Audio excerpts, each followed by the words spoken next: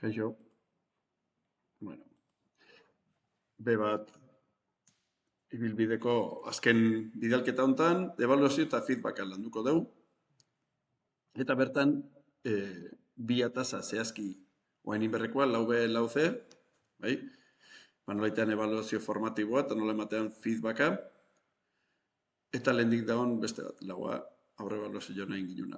Kasu hontan, lau B atasa izango litzake hau, nola ebaluatzean jasoten nahi dian formakuntza, ebaluazio formatiboa, bai? Bueno, ni batiz bat, ibiltzea ditut kalkulu horriak, bai?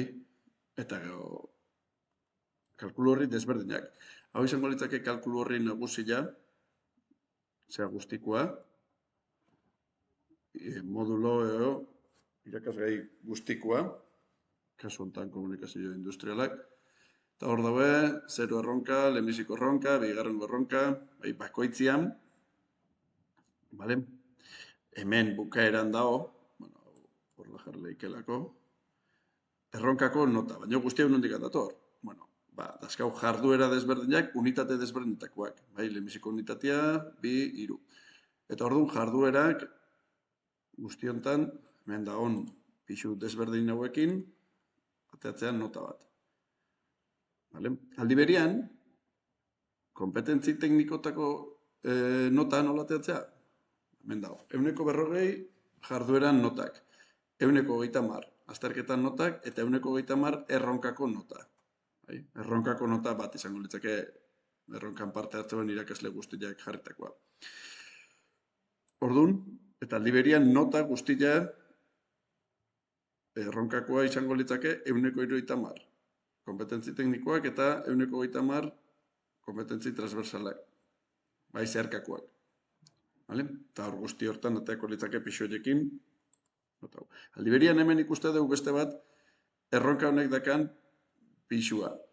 Urte guztiko notan. Bai? 160, 135. Vale?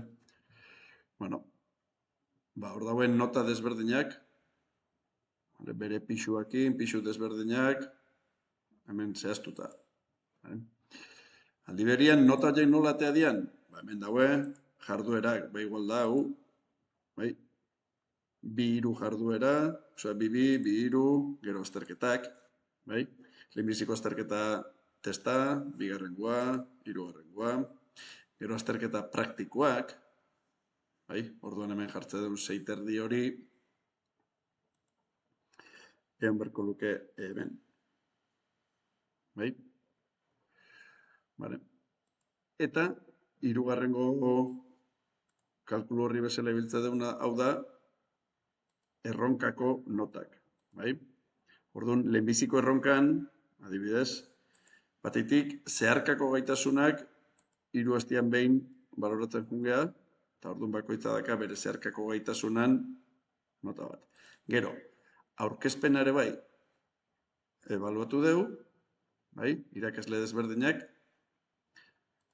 Gero, txostenan irudi aldetikan, bueno, hemen dagoen formato eta aldetikan txostena gero edukiak beste eratea dazkau baloratua, baina baloratuak hau, eta azkenian, hemen esango dugu, erronkako nota, bai, zeharkako gaitasunan notak, gero bataz bestekoa zein dian, gero, koebaluazioa ikaslea behar nahi duena, aurkezpena, txostena eta guztira nota, bai? Vale, eta hemen dabe rubrikak.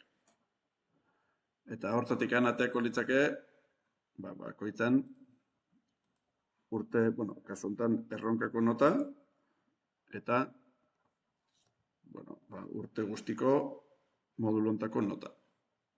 Bai? Eta azkenik aipatu, zea bakoitzean, vale, jarduerak, 2-3 jartzen duten jarduera adibidez, daka bere rubrika sortua, orduan gero, nota jartzeko gara jan, hemen adibidez,